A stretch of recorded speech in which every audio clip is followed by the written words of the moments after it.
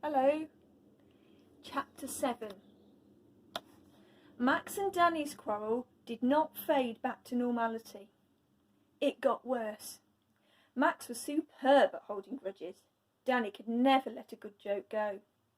Nor a bad joke either. "How's the babysitter?" he asked one Friday morning. "Does she help with your buttons? Does she make you tidy your toys?" Danny, who loved an audience, always found well-crowded places for these questions. "Does she cut your food up for you? Does she read you a story before she puts you to bed?" "Sorry, Daniel Clarence Ambrose," replied Max. "What did you just say?" "Don't call me that," snarled Danny, beaten for the moment at least. "Why not?" asked Max politely. "Those are your names, aren't they? Don't you remember telling me about how it was after your granddad's? Clarence after the one that was called Clarence, Ambrose after one that was called Ambrose." "Who's called Ambrose?" asked someone overhearing. "What kind of a name is Ambrose? Weird." "It's a sort of custard my gran buys in a tin," said a blonde girl helpfully. "Danny Clarence Custard," said Max thoughtfully. "Maxie, babe, stick your dummy back in," snapped Danny. They were both relieved when the bell went. Max went home wondering if he could possibly change schools.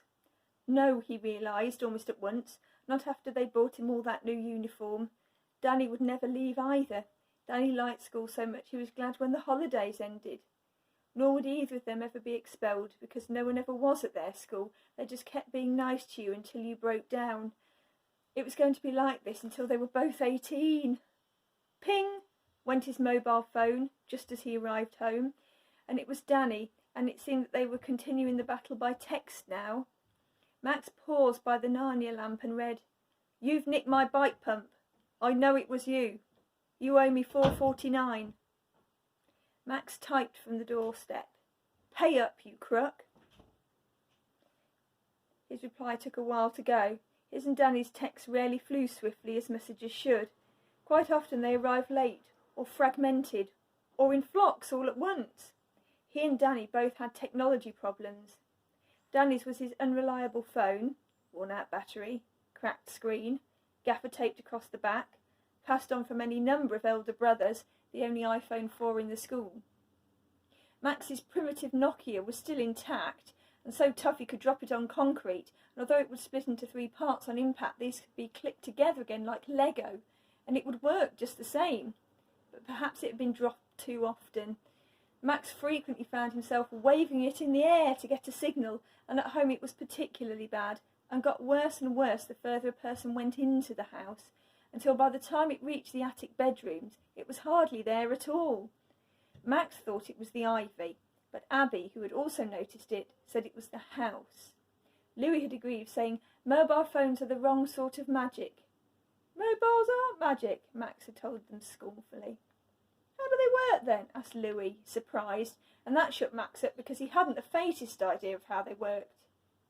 "Probably magic." He was pinging again. "Your cheesy trainers that you left at mine are in the bin," wrote Danny. "What? My Nikes?" in capitals, demanded Max from halfway up to his bedroom, climbing the stairs on tiptoe because he could hear Esme the art student chatting to Abby in the kitchen. It was ridiculous how long it took to send that message, but the answer came quickly. "Yep, cheesy Nikes in the bin." "Get them out!" exclamation mark. "That is theft!" exclamation mark, wrote Max furiously from his bedroom, and now he had no signal at all, not even when he hung out of his window. He would have to sneak back down again and risk encountering Esme. He still had not met her. He was dealing with her on the principle of what he had not seen could not exist. But it was difficult, day after day, racing up the stairs before he could be spotted from the kitchen, starving up there till she left. Sometimes Louis could be persuaded to bring him a biscuit. Once Abby had knocked on his door and silently offered tea and toast, but usually he starved. He was terribly hungry now, for instance. Lunch had been a damp and frugal plastic-wrapped sandwich because the collapse of the bike repair and car cleaning business had made him worry about money again. Opposite him, in the dining hall, Danny had gobbled wraps and falafels, bananas and brownies. Max missed Danny's mum's cooking. He missed Danny too. He was fed up, ravenous, cut off from the outside world. His only decent trainers were in Danny's bin, and he hadn't any phone signal. He hovered by his bedroom door, ready to dodge back in if necessary, and a smell like heaven came floating up the stairs. He knew what it was. He'd fished it out of the freezer himself that morning. Macaroni cheese toasting in the oven, with tomatoes baking on the top. Hungry Max forgot his trainers and stood sniffing at the top of the stairs. It smelt cooked. It smelt like it might dry up and burn if it was left a minute longer. He tried to make Esme leave early by willpower. It worked. Max could hardly believe it, but it worked. The kitchen door opened. There were voices in the hall. Abby said, "Don't fall over Max's bike." Esme asking, "My jacket, where is my jacket?" Ah. Max punched the air. He had superpowers. Hurry up, hurry up, hurry up, he silently urged Esme.